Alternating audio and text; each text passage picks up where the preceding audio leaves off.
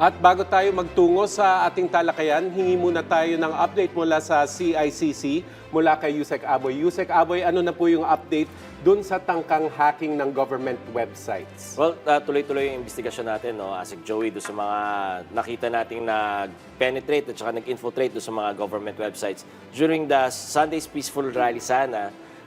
Pero before that kasi, manmanan na natin doon sa mga usual chatters na meron silang aatakihin na dapat na 21 government websites. So ang ginawa natin, twofolds. Una, kinausap natin yung mga ahensya ng pamahalaan. Kaya lingid sa kalaman ng mga ating mga kababayan, nung Friday po, nag-meeting ho kami sa CICC, lahat ng mga kinatuan ng mga ahensya to, para palakasin ang yung mga sistema nila and yung mga defenses nila against these yung mga hacking incidents na to, yung mga infiltration incidents na to. And second, kinausap natin yung community ng mga cybersecurity community natin, at especially mga hackers mga hacktivists natin.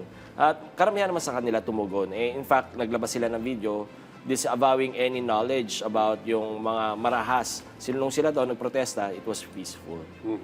Dito sa mga nag-attempt mag-hack, na-identify ba natin kung sino yung behind it? Yeah, we have identified certain individuals and we identified na it's part of a collective group. Pero again, nag-disavow na, naglabas na ng statement yung isang grupo na hindi sila yon. Kung meron man, baka mga liyan sa kanilang mga miyembro na hindi nakinig sa kanila. Sa pakikipag-usap ng CICC doon sa mga government agency na muntik ng ma-hack, ano yung additional security na kailangan nilang idagdag o ipatupad para hindi maulit yung ganitong incident? Asik Joey, nakita natin, no, medyo yung iba sa mga systems of government natin, lalong-lalo na sa atin sa mga national agencies natin, medyo outdated na. Kailangan na nilang i-update. Second, kailangan na nila magkaroon ng sariling CERT, yung Computer Emergency Response Teams nila. Kasi pag ang nangyayari ngayon, pag na-atake sila, tatawag pa sila sa DICT. Si DICT magre-respond pa. It takes time. Yung mga ganito, every second counts na para hindi makakuhaan ng data, or much worse, yung mga ransomware, hindi talagang makuha yung system na yan. Pwedeng makipagbunuan na kagad tayo doon sa mga nagtatangkang agawin yung mga systems of government natin na yan. Kapag ba, Yusek, sakaling natuloy yung hacking, tapos natukoy nyo naman kung sino yung behind it, ano yung mga kasong pwedeng isampa?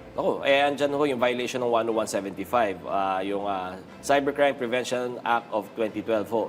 At pag halimbawa naman ho, nag-deface sila ng government properties, may karumpatang parusa to sa revised penal code ho natin. Kasi yung mga, even though it's digital and virtual assets, it's still the property of government.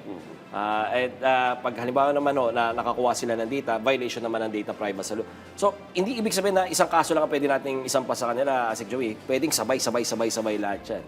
Siguro, Yusek Aboy, mensahe na lang at pagtitiyak mula sa CICC, nabanggit mo yung data privacy law.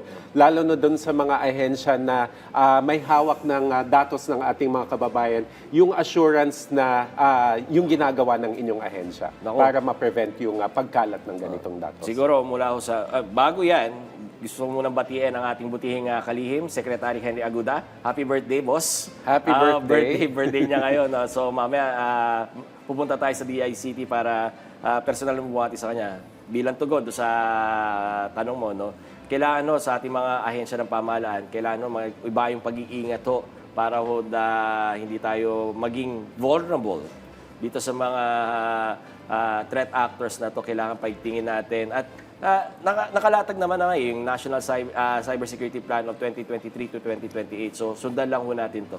Ayan. Maraming salamat sa update mula sa CICC, Yusek Aboy Paraiso. Thank you. Thank you po.